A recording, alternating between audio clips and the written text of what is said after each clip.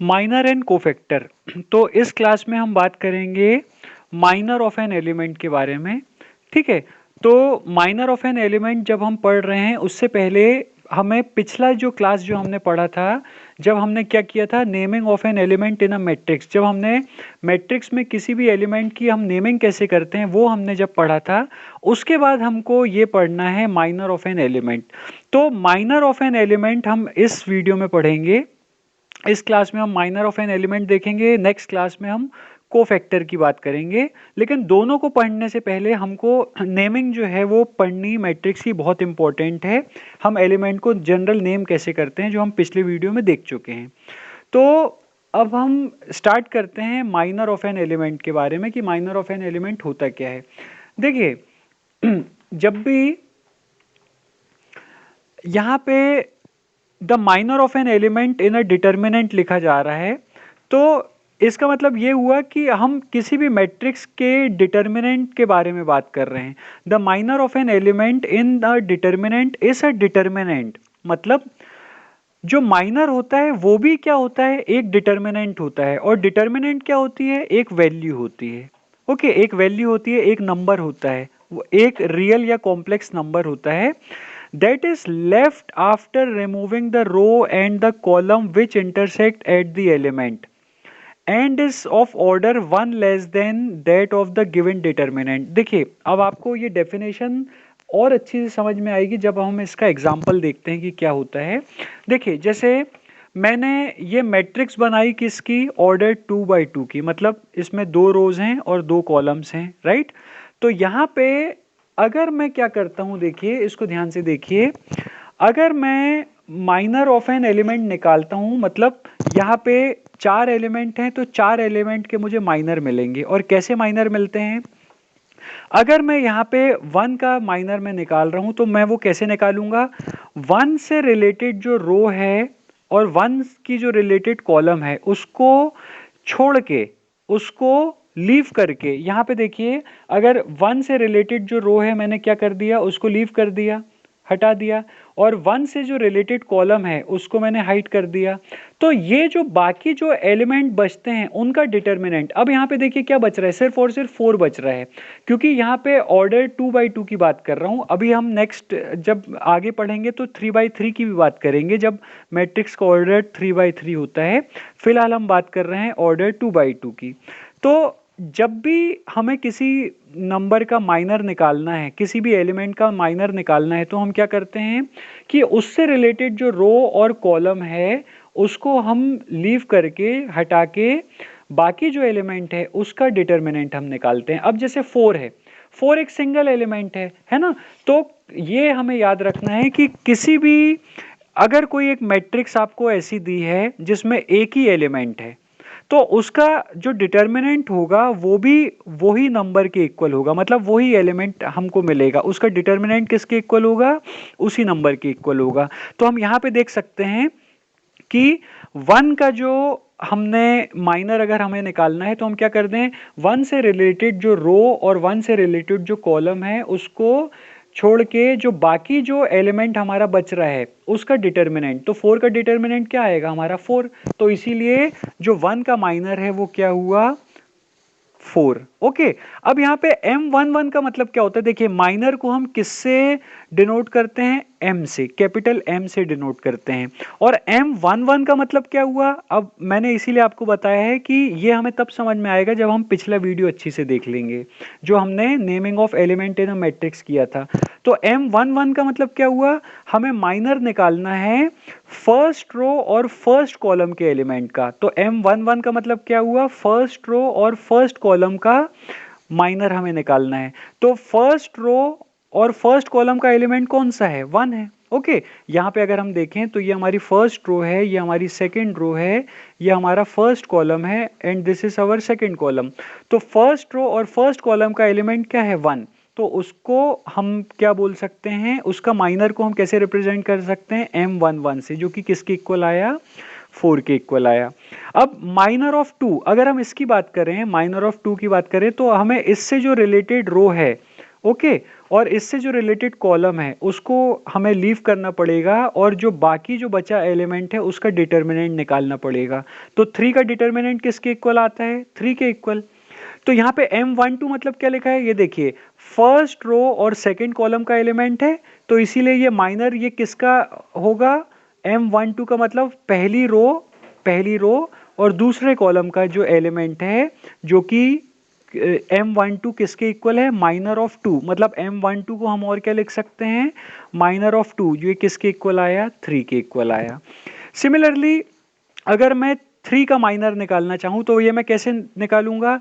मैं 3 से रिलेटेड जो रो है और 3 से रिलेटेड जो कॉलम है उसको मैं हाइड कर दूंगा। तो 3 से रिलेटेड रो और 3 से रिलेटेड कॉलम को जब मैंने हाइड किया तो मेरे पास क्या एलिमेंट बचता है? 2। तो यहाँ पे मैंने ये देखा कि माइनर ऑफ 3 मेरा क्या आ रहा है? 2। और मैं इसको किससे रिप्रेजेंट करूंगा? M21। M21 का मतलब क्या होता है? दूसरी रो और पहले कॉलम का एलिमेंट। ओके, दूसरी रो और पहले कॉलम का एलिमेंट का माइनर हम जो निकालेंगे वो किसके इक्वल आएगा? 2 के इक्वल। सिमिलरली M22 का मतलब क्या हुआ? दूसरी रो और दूसरा कॉलम। तो दूसरी रो और दूसरे कॉलम का एलिमेंट कौन सा है? 4। तो M22 का मतलब हमें minor of second row and second column निकालना है, जो कि क्या होगा? Minor of 4। और माइनर ऑफ 4 हम कैसे निकालेंगे? 4 से रिलेटेड जो रो है उसको हम हाइड कर देंगे और 4 से रिलेटेड जो कॉलम है उसको हाइड कर देंगे और जो बाकी जो बचा एलिमेंट है उसका डिटर्मिनेंट निकालेंगे। तो ये किसके इक्वल आएगा? हमारा 1 के इक्वल। ओके, तो ये माइनर निकालने का तरीका होता है। अभी हमने कौन सा मैट्रिक्स पढ़ा है? Of order 2x2। ओके, अभी हम 3x3 की बात करेंगे तो उसका माइनर जो है वो भी इसी टाइप से निकलता है, लेकिन वो थोड़ा सा हमें अलग कैलकुलेशन करनी पड़ती है। लेकिन हम बेसिक जो है माइनर का कंसेप्ट 2x2 से ही समझते हैं, वो ज़्यादा इजी हमें पड़ता है। तो हम देखिए डेफिनेशन में चलते हैं। अब ये डेफिनेशन आपको ज़्यादा क्लियर हो जाएगी। The minor of an element in a determinant is a determinant, है ना, एक डिटर्मिनेंट ही होता है, दैट इज लेफ्ट, जो कि कैसे मिलता है? After removing the row and column which intersect at the element. मतलब जो रो और कॉलम, जैसे 1 का माइनर हमें कैसे मिला? हमने इसकी रो और कॉलम जब आपस में इंटरसेक्ट कर रही थी उसको हमने छोड़ दिया और जो हमें रिमेनिंग एलिमेंट मिला उसी का हमने डिटर्मिनेंट निकाला, है ना।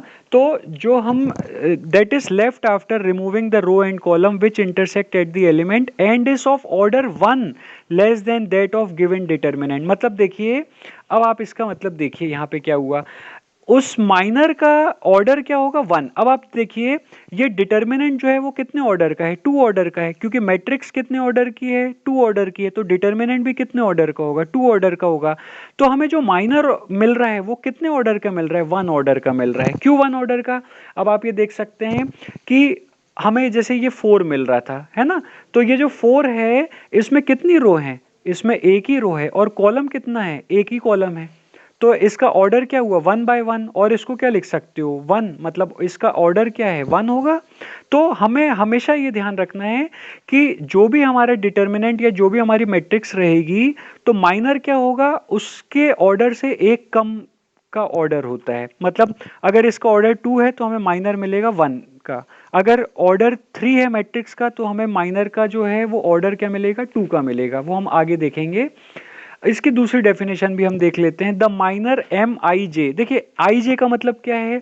आई रिप्रेजेंट कर रहा है रो और जे रिप्रेजेंट कर रहा है कॉलम। तो the minor m i j of an element a i j, a i j में भी आई क्या रिप्रेजेंट कर रहा है? रो, और जे क्या रिप्रेजेंट कर रहा है? Column. Is the value of the determinant obtained by deleting ith row and jth column of the given determinant. इसका मतलब ये हुआ, देखिए ध्यान से देखिए, अगर मैं M12 की बात करता हूं, अगर मैं M12 की बात कर रहा हूं तो यहाँ पे I की वैल्यू क्या हो गई? 1 और J की वैल्यू क्या हो गई? 2, है ना। ये I की वैल्यू हो गई और ये किसकी वैल्यू हो गई? मेरी J की वैल्यू। तो अगर यहाँ पे मैं ये वाली रो, मतलब कौन सी रो? पहली रो। और कौन सा वाला कॉलम? दूसरा वाला कॉलम। अब आप इसको ध्यान से देखिए। इसके लिए जब ये मैंने माइनर निकाला था तो मैंने क्या किया था? पहली रो और दूसरे कॉलम को हाइड किया होगा। देखिए पहली रो, ये पहली रो और दूसरे कॉलम, दूसरा कॉलम मेरा देखिए क्या है? पहली रो और दूसरा कॉलम, ये मेरी थी पहली रो और दूसरा कॉलम मेरा क्या था? दूसरा कॉलम ये था। तो आप ये देख सकते हैं कि इसका डिटर्मिनेंट क्या मिल रहा है, मुझे 3 के इक्वल मिल रहा है। ओके, तो M12 जो है वो कैसे मिला मुझे, मैंने पहली रो और दूसरे कॉलम को हाइड किया। तो ये दूसरी डेफिनेशन जो है ये अलग आपको ये चीज़ बताती है। जैसे अगर मुझे M11 निकालना है तो मैं क्या करूँगा, पहली रो और पहले कॉलम को हाइड कर दूंगा, मतलब पहली रो और पहले कॉलम को हाइड कर दूंगा, तो मुझे क्या मिला, ये 4 मिल रहा है। M12 कैसे मिलेगा, पहली रो और दूसरे कॉलम को हाइड कर दूं, पहली रो और दूसरे कॉलम को हाइड कर दूं तो मुझे मिला 3। M21 कैसे मिलेगा, दूसरी रो और पहले कॉलम को हाइड कर दूं, तो दूसरी रो मेरी ये है और मेरा पहला कॉलम कौन सा है, ये है। अगर मैंने इसको हाइड किया तो मुझे क्या मिल रहा है, देखिए 2 मिल रहा है। सिमिलरली M22 मतलब मुझे कैसे मिलेगा, मैं दूसरी रो और दूसरे कॉलम को हाइड कर दूं, तो दूसरी रो ये है मेरी और दूसरा कॉलम मेरा ये है। तो अब मैं इसको हाइड करूं तो देखिए मेरे को क्या मिल रहा है, 1। ओके, तो इसका मतलब पूरी डेफिनेशन जो है वो यहाँ पे ये मैंने आपको इस एग्जांपल से क्लियर करके बताई है कि माइनर MIJ, आई यहाँ पे रो रिप्रेजेंट कर रहा है और जे यहाँ पे कॉलम रिप्रेजेंट कर रहा है। वो किसी भी एलिमेंट का क्या होता है, वो एक वैल्यू होती है डिटर्मिनेंट की, जो कि हमें कैसी मिलती है, आई जो आई रो है और जे वाला जो कॉलम है उसको हम क्या कर दें, हटा दें, तो जो हमें आंसर मिलता है वही हमारा क्या कहलाता है, उसका माइनर कहलाता है। ओके, उस एलिमेंट का क्या कहलाता है, माइनर कहलाता है। तो हमें ये चीज याद रखनी है यहाँ पे कि जितने एलिमेंट होंगे मैट्रिक्स में या डिटर्मिनेंट में उतने ही हमारे जो है माइनर निकलते हैं। जैसे यहाँ पे 4 एलिमेंट हैं तो हमारे 4 माइनर निकलेंगे। अगर हमारे पास 9 एलिमेंट है तो हमारे कितने माइनर निकलेंगे, 9 माइनर निकलेंगे। ओके, तो आई होप आपको ये माइनर का कंसेप्ट समझ में आ गया होगा कि माइनर क्या होता है। अभी हमने माइनर जो है वो पढ़ा है with the help of matrix of order 2 by 2। अब हम कोफैक्टर जो है वो नेक्स्ट क्लास में देखते हैं। कोफैक्टर भी हम पढ़ेंगे with the help of matrix of order 2 by 2। Okay, तो हम नेक्स्ट क्लास में कोफैक्टर देखेंगे और उसके बाद में हम ऑर्डर 3 के बारे में बात करेंगे। Thank you.